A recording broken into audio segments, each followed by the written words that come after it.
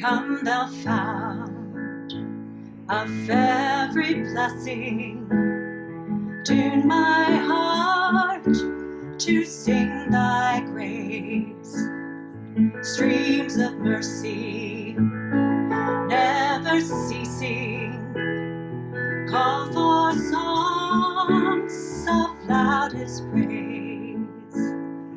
Teach me some melodious sonnet, sung by flaming tongues above. Here's my heart, oh, take and keep it, seal it for thy courts above. Oh, to grace, how great a debtor daily I'm constrained to be. Let thy goodness, like a feather, bind my wandering heart to thee. Thrown to wander, Lord, I feel it. Thrown to leave the God I love. Here's my heart, oh, take and keep it. Seal it for thy courts above. Here's my heart, oh, take and keep it. Seal it for thy courts above.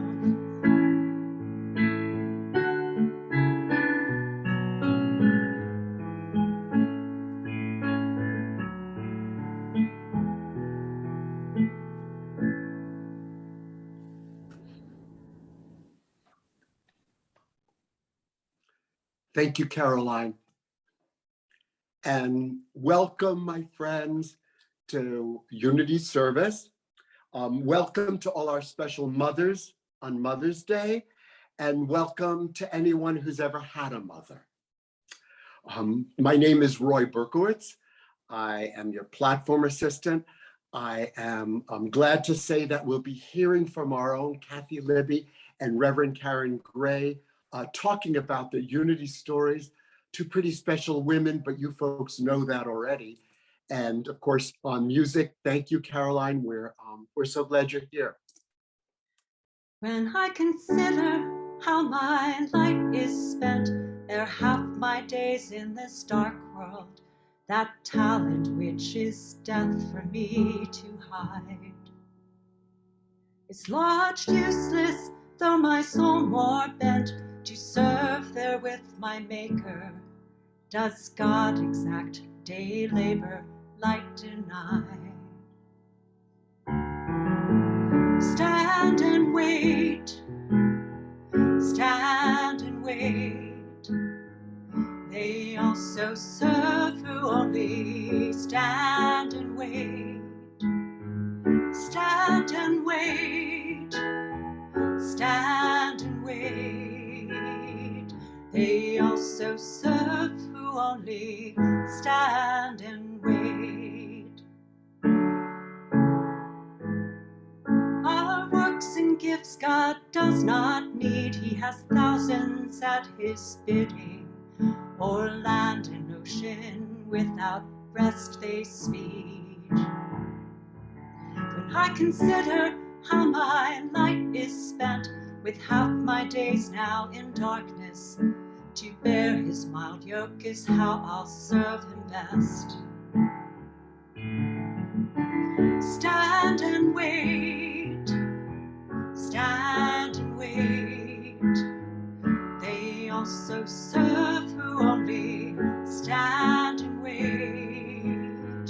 Stand and wait, stand and wait.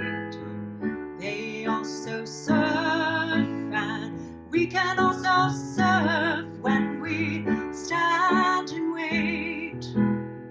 Stand and wait. We also serve when we stand and wait. wait, stand and wait. We also serve when we stand and wait.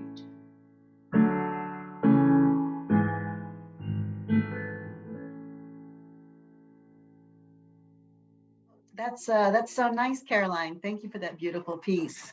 I love the inspiration for it. Hey, everybody, I'm Karen Gray and was invited to say a little something about how I arrived at Unity. So happy to do so.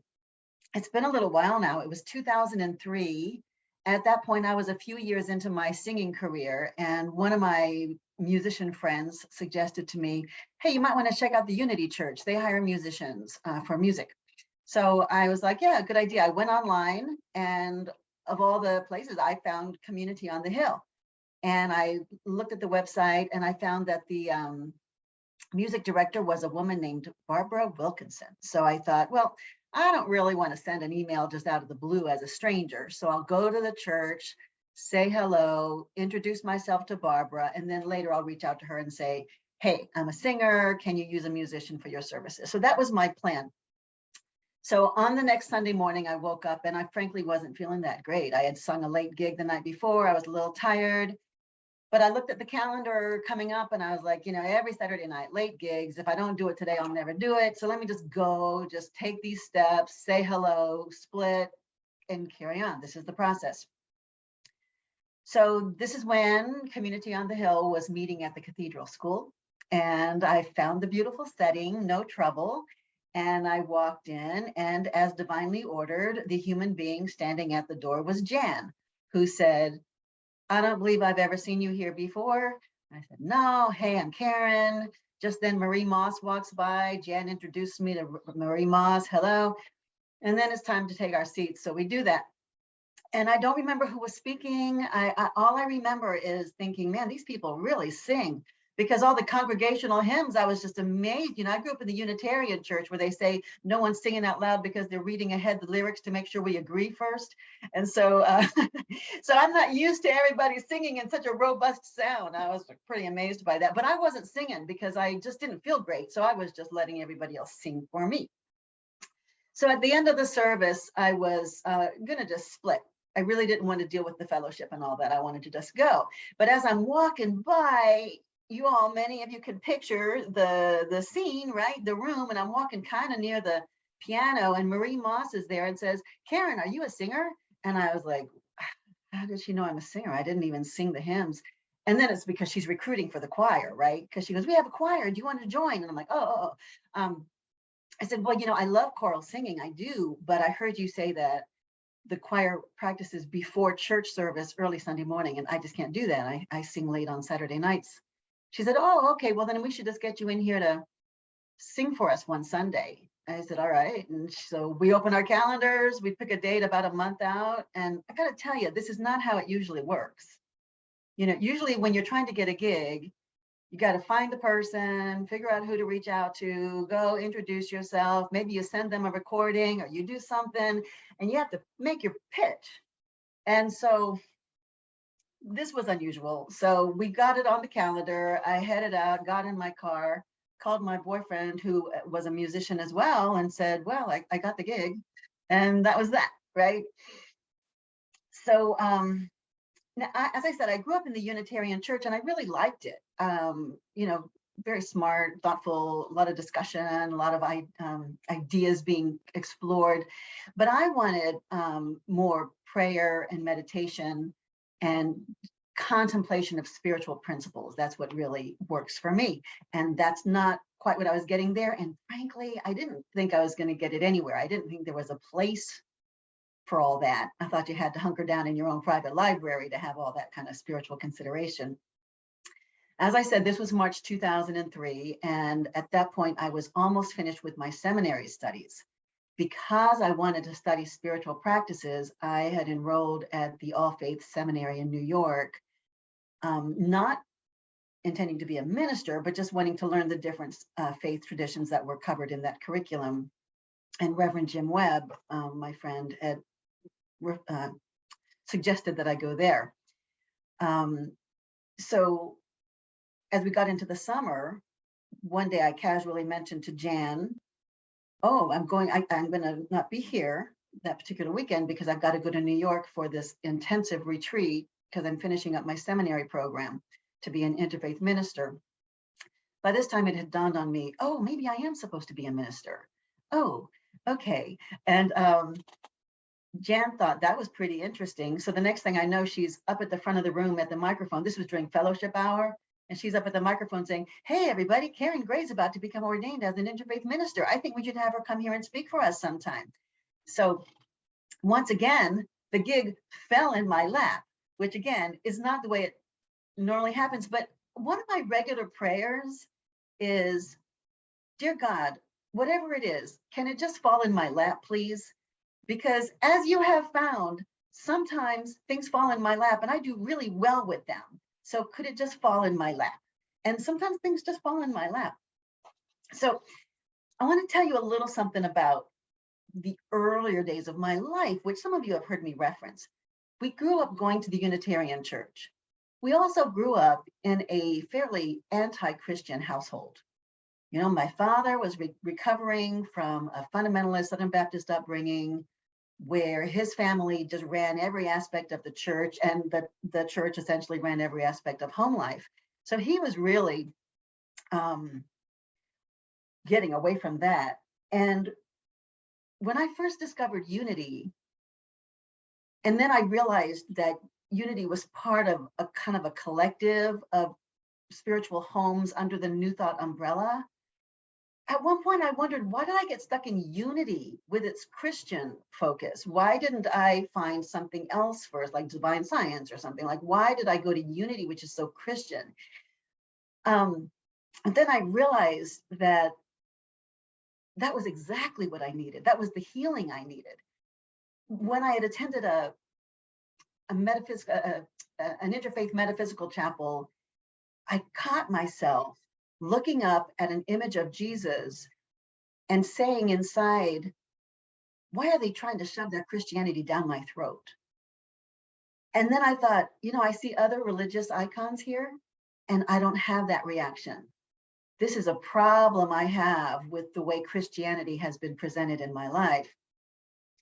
And unity gave me a chance to get over this disdain, this reflexive disdain for the way Christianity had been presented to me in the past, which is just a set of rules for keeping people in line and for often keeping people out.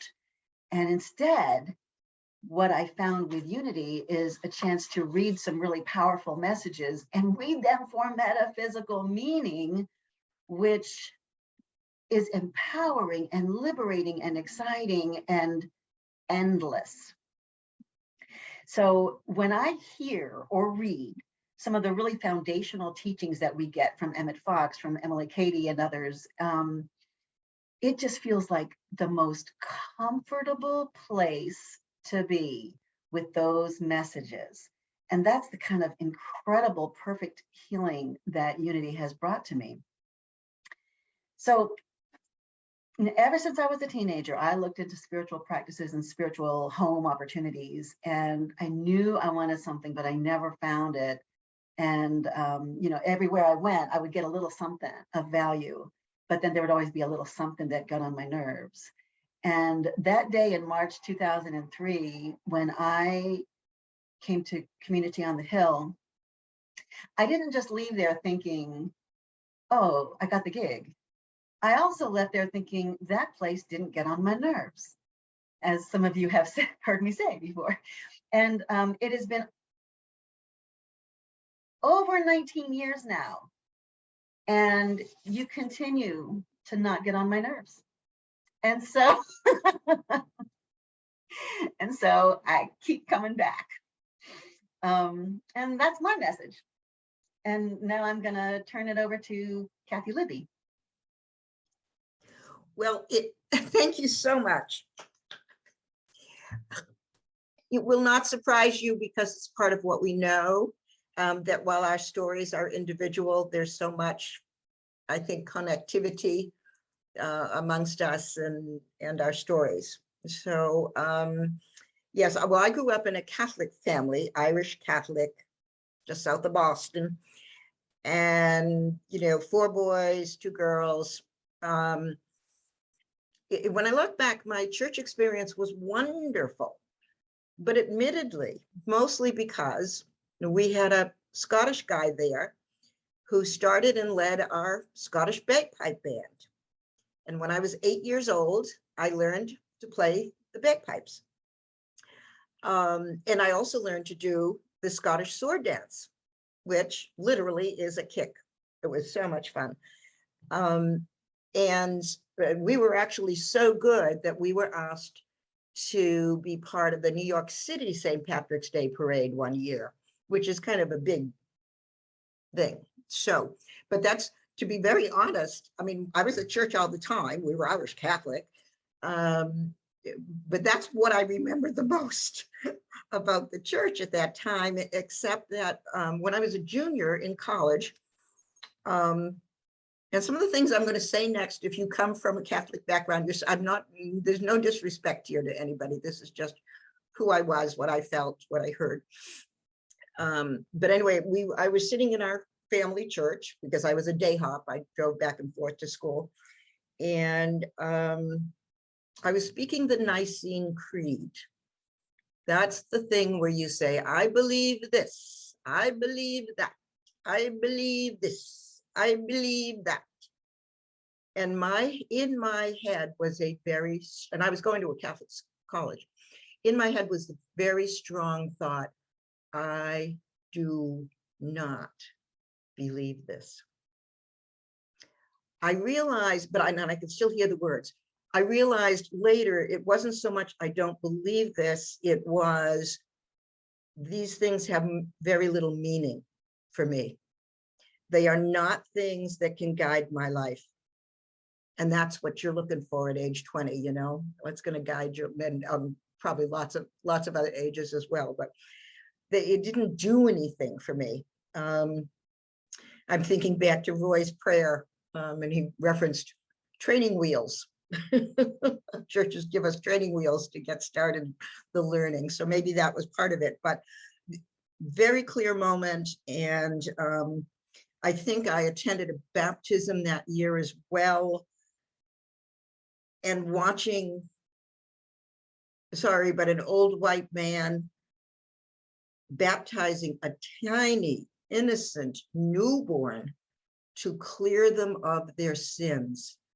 I said, no, it made no sense, just made no sense to me. So I spent several years without any specific or active church involvement.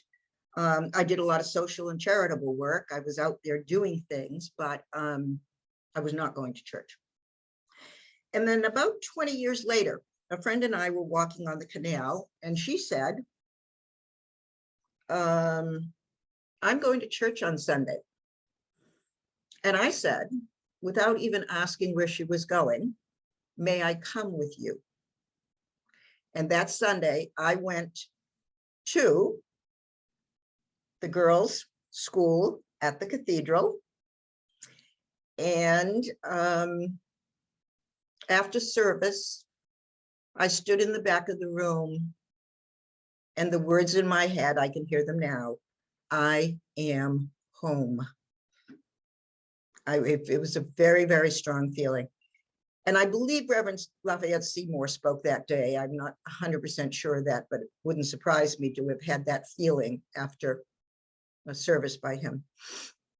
And I quickly joined the Mastermind prayer group that was led by Pat Weeks, our beloved, beloved, beloved Pat Weeks. And I got so much from that. It was just amazing. I joined Jackie and Kurt preparing and serving food, and it kind of all built from there. And this, you have all been such an amazing community for me. We were then holding silent retreats. Chick and Cheryl were having book groups and prayer and meditation groups at their house. And I later joined the Course in Miracles group, which I hope to jump back into sometime soon. I've gotten away from it, but was always very, very valuable to me. And I'm reminded when I was thinking about these things, recently Jane West said, UCDC is a church for people who don't like church. And that's kind of what this was in a nutshell for me. So some of the things I love, unity for me is centered in prayer. And I realize, having gone to all those pretty Catholic churches, we don't need a big altar. We don't need robed preachers. We just need to be, and to be present. Presence is so important to me that every moment is important to be aware of, every moment to use for something helpful, to embrace and let go of the fear and negative thoughts that sometimes cloud our minds and hearts. And probably, like many of you, I'm sure, I have lived through some scary, difficult times. And unity, our community, on the Hill, always loved that title, has been a light of hope to shine through some of the darknesses that just do come visit us on occasion.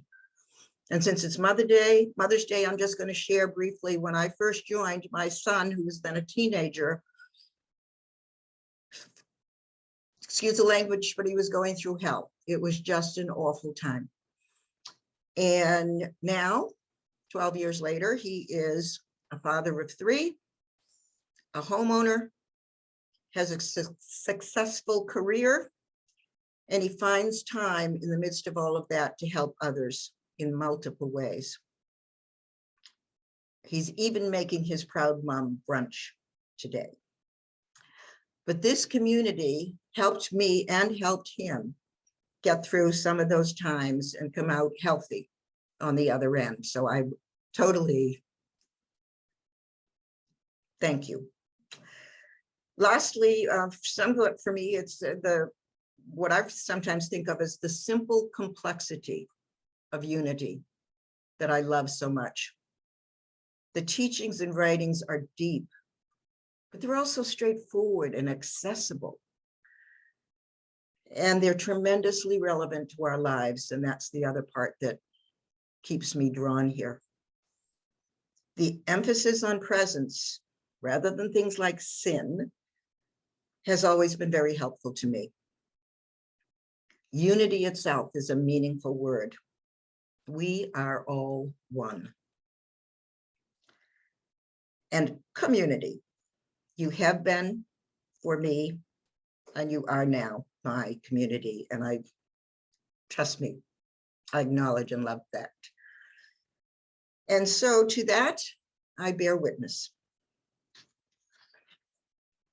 Thank you, Kathie, and thank you, Karen. I think everybody loves to hear these different stories about how people came to unity. And now for something slightly different. I thought on Mother's Day, we could take a moment to commemorate the mother of unity, Myrtle Fillmore. So I have a little presentation, a little sketch of her life and some of her writings. So here we go. Born in 1845, she was the 8th of 9 children in Pagetown, Ohio. She loved to read and eventually went to Oberlin College. After moving to Clinton, Missouri to live with an older brother and his family, she became a teacher. Around age 30, she became ill with tuberculosis. So she moved to Denison, Texas for a warmer, drier climate. She continued teaching there.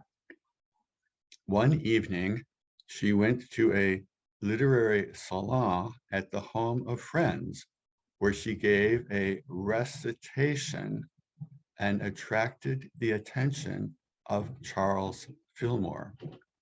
He later told friends that at that first moment, as he watched and listened to her, something inside him said, "There's your wife, Charles." He was a few years younger than she was and had been raised in the wilderness of Minnesota among Indian tribes and French trappers. Myrtle and Charles found they shared a love of transcendentalist writers like Emerson, as well as Shakespeare.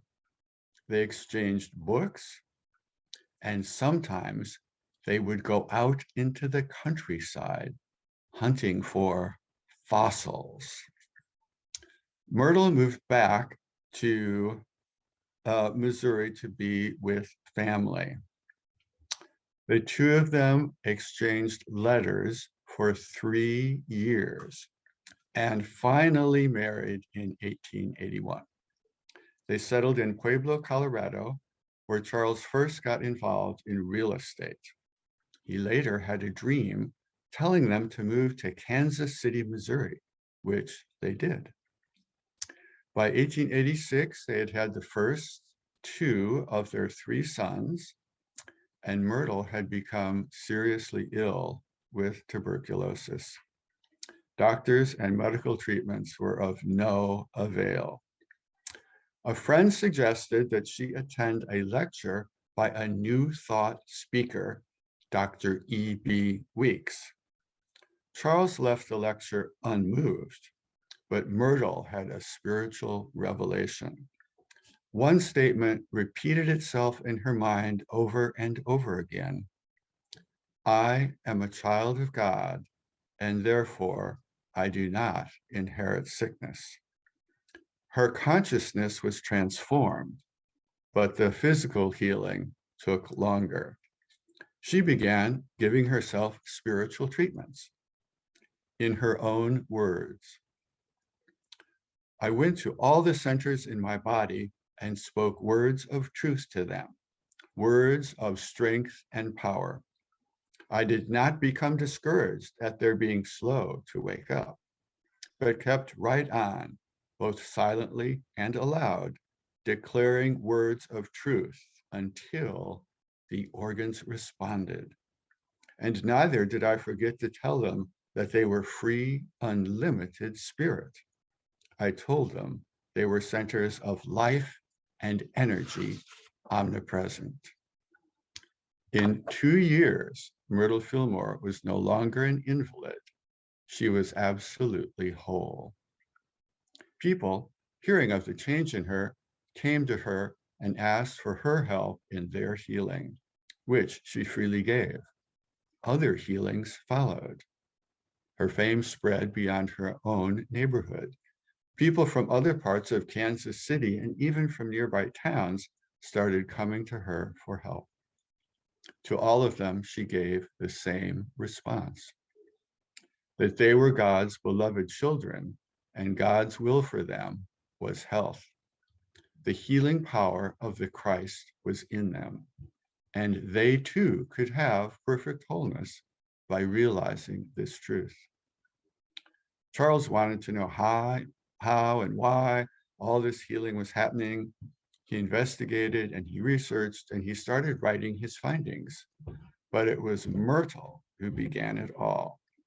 Let us not forget that unity started as a healing movement. Now, from Myrtle's own writings. We pray for an understanding of our oneness with God, so that we may lay hold of the abundant life and intelligence and substance and love of God, and build these things into our souls and bodies. We are God's children, but we are also God's brain power, hands, and voice. And it is through us that God expresses ideas, blessings, and brings forth the unmanifest good into the forms in which we use it. The wonderful energies of spirit are there, waiting for you to express them. The only real hope is in raising ourselves into the Christ consciousness and permitting this consciousness to work out into all the details of our daily living. We appreciate all these truths understood demonstrated, and taught by Myrtle Fillmore, the mother of unity. And so it is. Amen.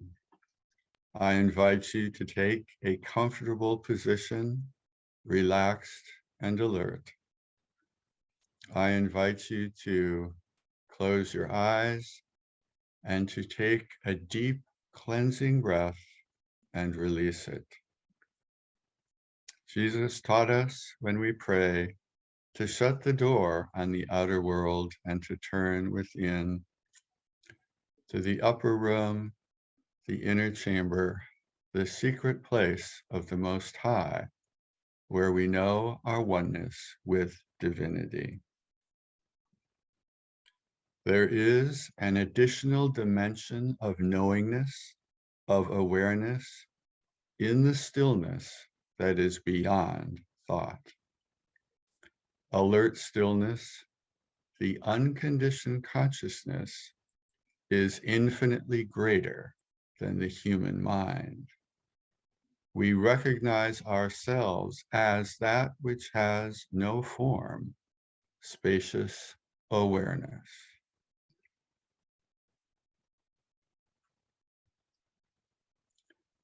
We affirm with St. Paul, it is no longer I who live, but Christ who lives as me. My life is God's life living as me. God flows through me as perfect divine life in mind, body, and affairs.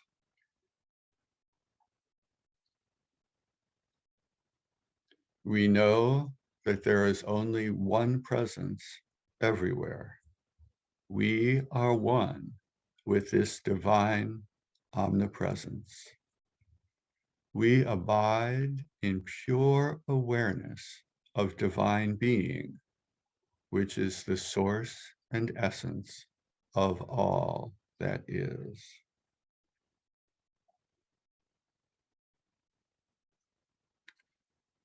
We clarify our awareness and awaken to full knowledge of our divine nature. We stand in the fullness of the Christ we are. As we prepare to enter into the silence now, we take with us the thought, divine being in all its fullness is already within us now.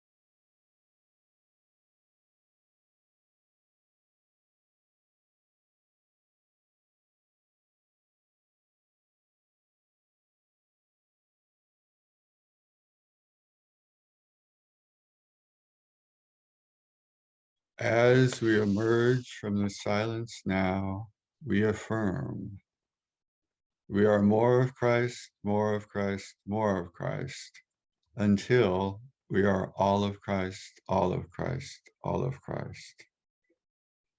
We ascend from contemplating our divine identity to being our divine identity. We are the light. We are the love. We are the sacred fire. We arise, we shine, for the glory of the Lord is arisen upon us. We are awake within divine wholeness. We are awake as the Christ. God consciousness is all there is within these outer human forms. We live as enlightened beings. We are the light of the world. For all of these truths, we are so grateful. We are so grateful. We are so grateful. And so it is. Amen.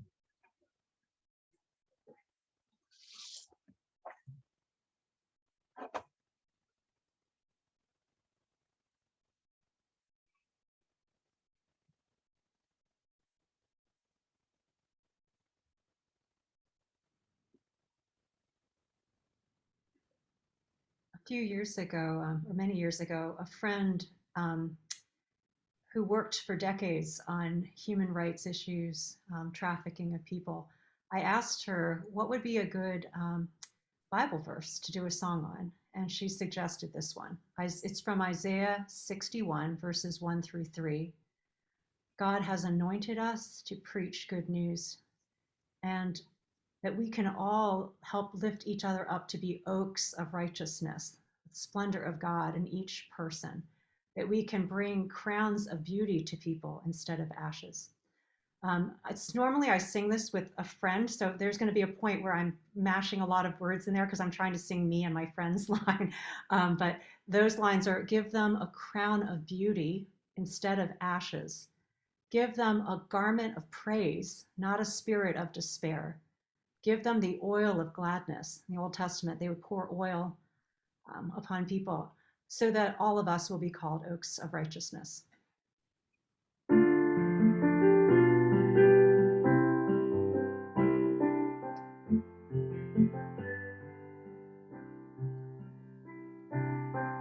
Sovereign God has anointed us to preach good news to the poor, free the prisoners from captivity, cast their darkness away, so they will be called oaks of righteousness, planting of the Lord, His splendor displayed. Oaks of righteousness, planting of the Lord, His splendor displayed.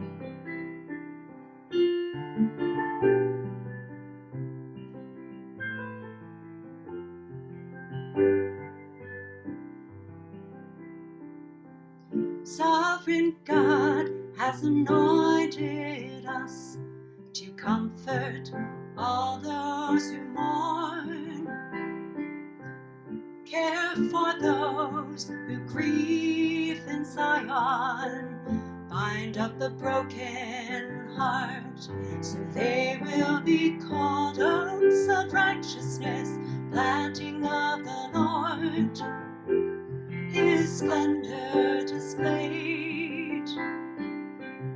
Oaks of righteousness, planting of the Lord, His splendor displayed. Give them a crown of beauty instead of ashes. Give them a garment of praise, not a spirit of despair. Give them the oil of gladness, so that all of us will be called. We will be called oaks of righteousness, planting of the Lord, His splendor displayed. We will be oaks of righteousness, planting of splendor display, His splendor displayed, His splendor displayed. If you would all now join me in a closing prayer, adapted from A Prayer for Oneness by Karen Barrett. I rest in you, Spirit of life. I place in you my body and allow you to support all that I am. I rest in you, Spirit of life, and give to you my worries, my fears, my doubts, my hopes, my joys, my pains, my anger, my love, my hate, and allow you to take in all that I am. And as I give all that I am, I find the place of truth, stillness, still eternal, where you and I are one. I breathe in deep, deeply, down, up, all that we are, as I stand on my toe at the edge of the universe in oneness. And all that we are expands until forever, as I become more of Christ, more of Christ, more of Christ. And so it is. And before we sing, Let There Be Peace on Earth, I just want to read something that I found from Marianne Williamson about Mother's Day.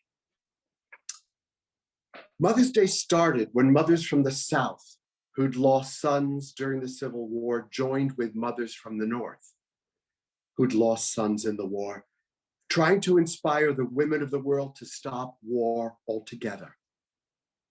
Let's make Mother's Day a day when we all make a stand for peace, beginning with where we stand within ourselves. We are so blessed here at Unity Center DC for extraordinary speakers, talented musicians who share with us each week their God gift, their message, their inspiration. And for us as recipients, I'd like you to take this moment and be grateful. If you want to express your gratitude by giving a gift to Unity Center DC, it's possible. We'll put up on the screen the options, but you can give online, you can mail a cash or a check to the address you'll see on the screen, so that we can continue this ministry, which has blessed us all. Thank you.